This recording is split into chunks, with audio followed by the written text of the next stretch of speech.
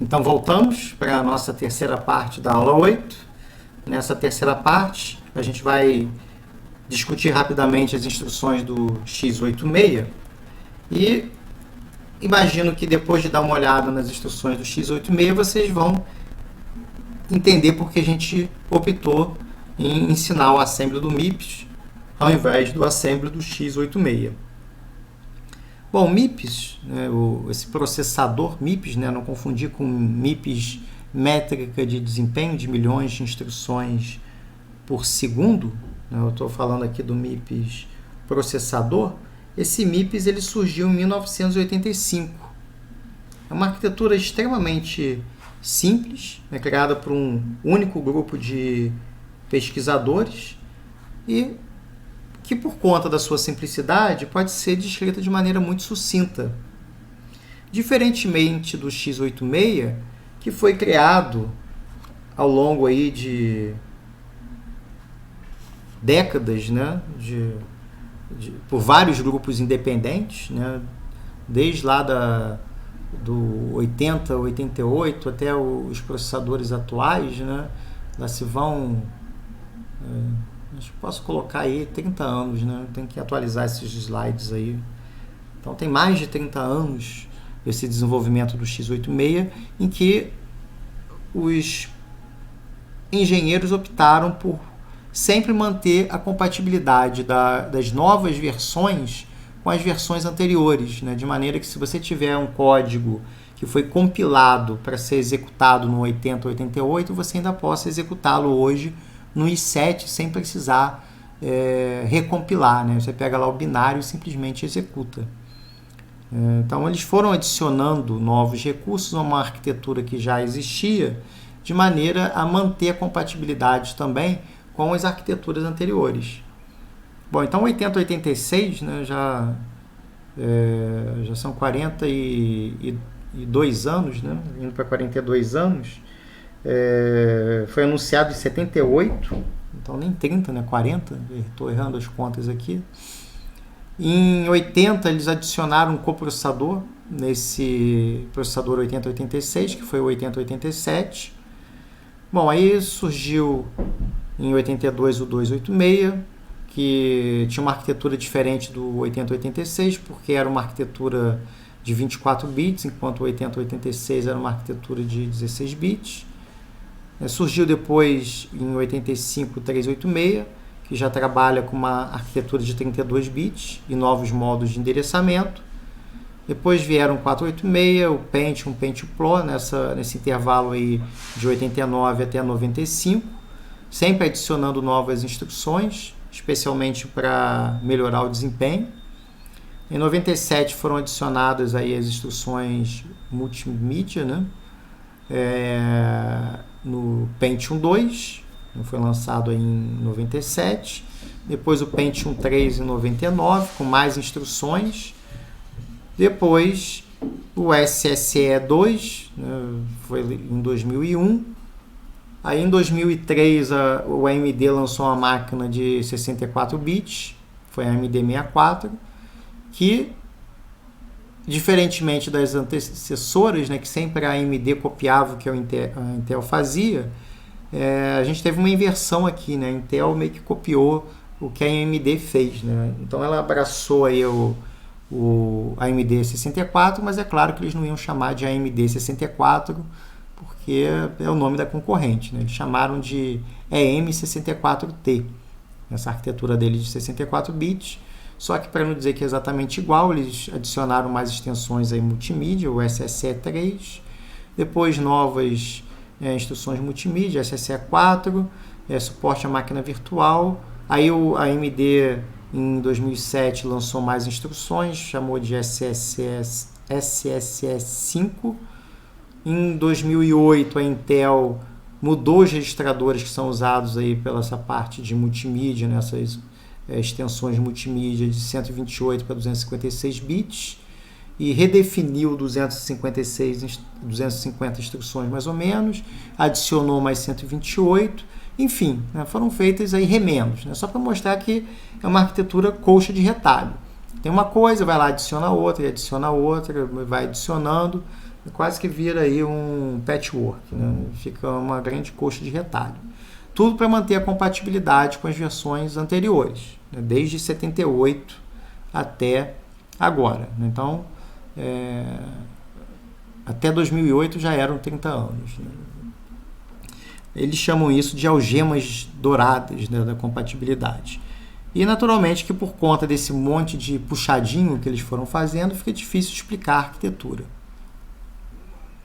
Só para vocês terem uma noção, né, que no caso do 386, quando houve essa extensão dos registradores de 16 para 32 bits, eles renomearam os registradores que eram de 32 bits com um E, né, para dizer que é um extended. Então, antes do nome do registrador, para indicar que aquele registrador é um registrador de 32 bits e não de 16, tinha um E na frente. Extended AX, Extended CX e por aí vai. Diferentemente lá do CS, que continuava como um registrador de 16 bits. Né? Não tem um E aqui na frente. Bom, mas assim, do ponto de vista de instruções, é muito parecido com o MIPS. Né? Tem instruções aritméticas, instruções lógicas, instruções de transferência de dados. É parecido no sentido de que tem a mesma coisa lá, né? Mas não é exatamente igual. Então é como uma linguagem de programação. Né? Você aprendeu lá o assembly do MIPS, aprendeu o assembly lá do x86, não é tão difícil assim.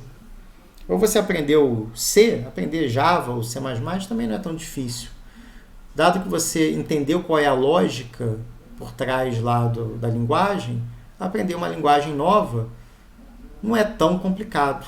Então, no caso aqui do x86, a arquitetura é mais complicada, é um pouquinho mais difícil se você não entende as coisas, começar por ela, mas se você começar pelo MIPS, depois entender o x86 não é tão difícil assim. Uma diferença é que o x86 trabalha com dois operandos. Né? Um já funciona como origem e destino, então é sempre I recebe I mais alguma coisa, J recebe J menos, quer dizer, você está operando um dado e um dos dados é o próprio destino da operação. Né? Bom, e diferentemente do MIPS, que todos os operandos têm que estar em registrador, operandos no x86 podem estar, por exemplo, na memória. E aí começam os modos de endereçamento meio loucos lá do x86. Quer dizer, loucos para quem está vindo do MIPS. Né? Você tem muito mais modos aí de endereçamento. Eventualmente você pode ter valores ou operandos que estão em registradores, mas você pode ter também operandos que estão localizados na memória. E a forma de você calcular o seu endereço de memória é com base, às vezes, no próprio operando. Né? Quer dizer, lá você tem modos de endereçamento que são parecidos até com o MIPS, né? No caso, eu já falei dos registradores, e algo que seria parecido com base mais um deslocamento, mas você também tem coisas do tipo base mais 2 elevado a 1 escala vezes índice, onde essa escala pode ser um valor de 0, 1, 2 ou 3. Ou base mais 2 elevado a escala vezes índice mais um deslocamento, onde novamente essa escala pode ser 0, 1, 2 ou 3. Então são formas um pouco diferentes assim, de se calcular endereços, que a gente até tem analogia lá no MIPS, né? A gente faria mais de uma operação para fazer essas operações de 2 elevado a escala vezes índice, né? Ou 2 vezes escala vezes índice mais um deslocamento, né? Dá para fazer lá no MIPS a instrução equivalente, mas a gente, no caso do x86, teria uma instrução que já faz isso de cara, né? Então a forma de calcular o endereço já implica que implicitamente você tem essas coisas sendo feitas. Bom, o 8086 ele tem suporte de dados, como a gente falou, de 8, de 16 bits. Aliás, eu acho que eu não falei de 8 bits, né? Eu falei dos 16 bits. Mas ele tem também suporte para 8 bits, tem suporte para dados do tamanho de 1 byte, dados do tamanho de uma Word, que no caso dele é de 16 bits. O x86 estendeu e aí introduziu dados e endereços de 32 bits, que seria uma double word, aqui no caso, para o 8086. de modo que as suas operações com dados podem trabalhar com 8, quer dizer, você pode trabalhar com 8, 16 ou 32 bits. E aí você tem um modo que determina qual é o tipo de dado, o tamanho do dado que você trabalha, se é um dado de 8, de 16 ou de 32. E aí você pode ter no mesmo programa, eventualmente, os 3 tamanhos diferentes. Imagina como é fácil depurar um código desse, para não dizer o contrário. Bom, como os dados de 16 ou 32 bits eles dominam, ou dominavam, no caso do 386, a maior parte dos programas, né? Era mais difícil você usar o x8, um dado de 8 bits, tinha um bit lá num determinado registrador, né? Um registrador de segmento de código, que definia o dado padrão. O dado padrão é de 32 bits. Se eu não falar nada, assuma 32 bits. Ou o dado padrão é de 16 bits. Se eu não falar nada, assuma que os dados são de 16 bits. Se você quisesse redefinir o tamanho do dado padrão, né, não é nem 16 nem 32 bits, você poderia usar um prefixo de 8 bits anexado à instrução para dizer que aquela instrução em particular vai usar um tamanho de dados diferente do padrão. Tudo muito simples, né? Muito fácil de entender, muito trivial, para não dizer o contrário. Bom, a gente tem 4 tipos principais de instruções que lidam com inteiros no x86. Instruções para movimentar dados na memória, né, o move, push, pop. Instruções de aritmética e lógica, usando, como eu já falei, um registrador ou a memória, como eventualmente aí um parâmetro. Instruções de controle de fluxo, que no caso usam um código de condição que você tem que ficar verificando aí numa determinada flag para ver se a condição se aplicou ou não. E instruções de string, que fazem movimentação e comparação de string. Então aqui só para ilustrar algumas instruções do x86, né, sem ter a pretensão de explicar aqui o assembly do x86, mas você tem aqui um jump equal para uma determinada instrução. Então basicamente o que acontece é se uma determinada condição que foi testada num determinado registrador, você vai fazer lá um salto para esse label aqui. Você tem o jumping condicional, né, em determinada posição de memória. Então o seu PC, né, no caso aí seu EIP vai receber esse endereço, né. Você tem aqui um move word para fazer movimentação de palavras na memória. Então no caso esse registrador BMX vai receber essa posição de memória dado por EDI mais 45, então como se fosse calcular o endereço de memória do EDI deslocado 45 posições, esse valor é jogado no EBX. Você tem push e pop para empilhar e desempilhar coisas na pilha, isso aqui é o que eu sinto mais falta no MIPS, nessas instruções push e pop. A gente não precisa fazer a alocação da pilha, ele já faz automaticamente a alocação e já salva na pilha para você, ou já retira da pilha para você e libera espaço na pilha. Mas enfim, né? O MIPS, acho que só isso aqui que eu sinto um pouco mais falta comparado lá com o x86. Bom, você tem instruções que você pode ter uma constante, né? Constante lá com o jogo da velha antes do nome. Então aqui no caso EAX recebe EAX mais esse valor constante. Tem uma instrução de teste, você vai testar para ver se o EDX é igual a 42. E você vai setar o resultado nessas flags de condição que depois você pode comparar com jump equal, por exemplo. E aqui é uma instrução de movimentação de dados. Bom, como as instruções eles vieram de várias arquiteturas distintas ao longo do tempo, né? Começou lá na década de 70, 80, 90, instruções aí de 16, 32 bits, 8 bits, tinham dados também com tamanhos distintos. O que aconteceu é que você acaba tendo um formato de instruções que não é muito padrão. A sua codificação acaba sendo complexa, porque você tem vários formatos distintos de instrução, que podem variar de 1 a 17 bytes.